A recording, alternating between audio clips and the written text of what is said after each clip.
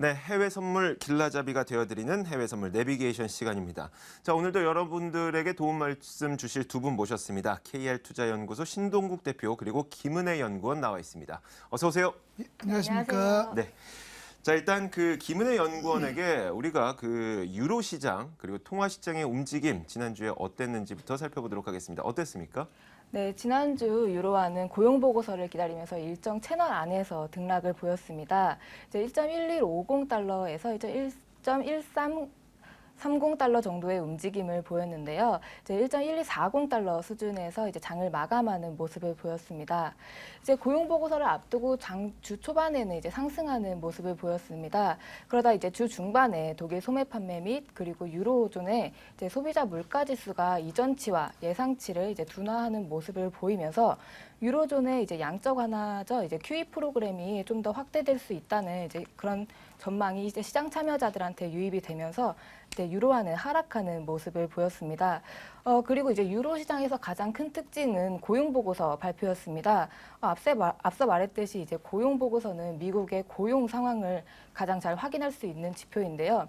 이제 고용 시장이 그렇게 좋지 않고 이제 그런 모습을 보이자 유로화는 크게 상승하는 모습을 보였습니다. 고용 보고서에서 비농업자 고용자 수가 이전치는 이제 17만 3천 건이었는데 이를 이제 13만 6천 건으로 하향 조정을 했고 발표치도 예상치보다 둔화되는 이제 20만 건으로 예상을 했는데 실제로는 14만 2천 건으로 발표가 되면서 이제 큰 상승을 이끌었죠. 그리고 평균 근무 시간을 0.1시간 감소했으나 이제 시간당 임금도 이전치와 예상치보다 둔화된 0.0%를 보이면서 이는 이제 고용의 질 자체에 대한 문제를 이제 제기하게 됐습니다. 이제 이러한 흐름에 따라서 이제 달러가 급락을 했고 유로는 크게 상승하는 모습을 보였습니다. 그리고 이제 큰 상승을 보였던 유로가 다시 이제 하락하는 모습을 보였는데요.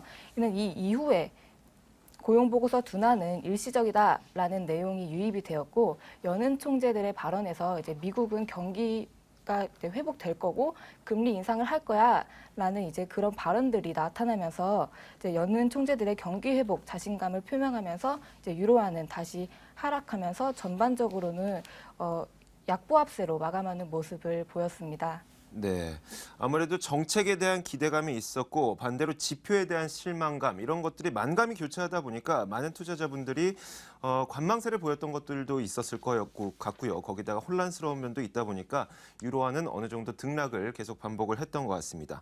자, 그렇다면 다른 통화들의 움직임은 어땠는지 그 부분도 좀 짚어봐야 될 것 같은데 이번에는 대표님께 여쭤보도록 하죠.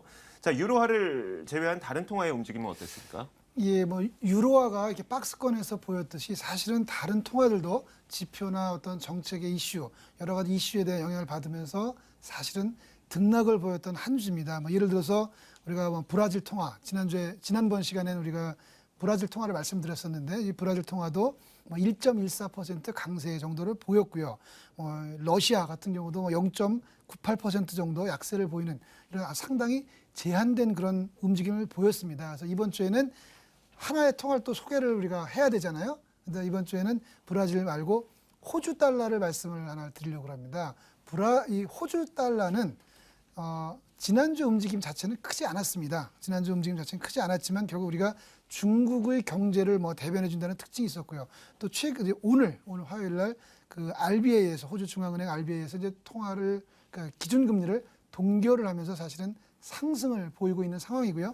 우리가 다른 통화, 유로 통화 이외에는 좀 브라질에 이어서 우리가 호주 통화에 조금 더 관심을 가져볼 만하지 않을까라고 생각을 합니다.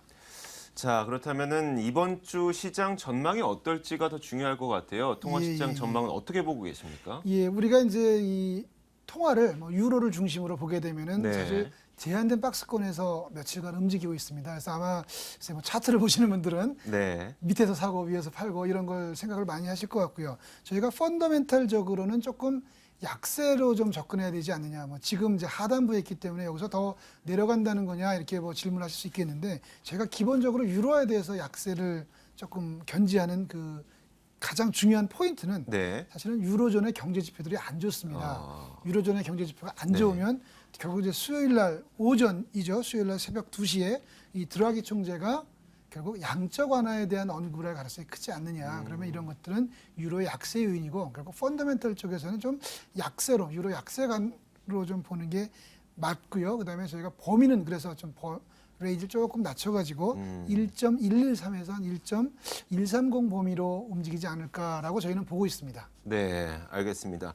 자, 워낙 그 유로존의 경기가 부진하다 보니까 유로화의 평가 절하가 나타날 수 있고요. 그에 따라서 이 유로화에 움직일 수 있는 범위는 지난주보다는 조금 더 낮춘 것 같습니다. 자, 이어서 저희가 해외 선물 유로화를 포함한 해외 선물의 다음 주 전망 살펴보겠습니다.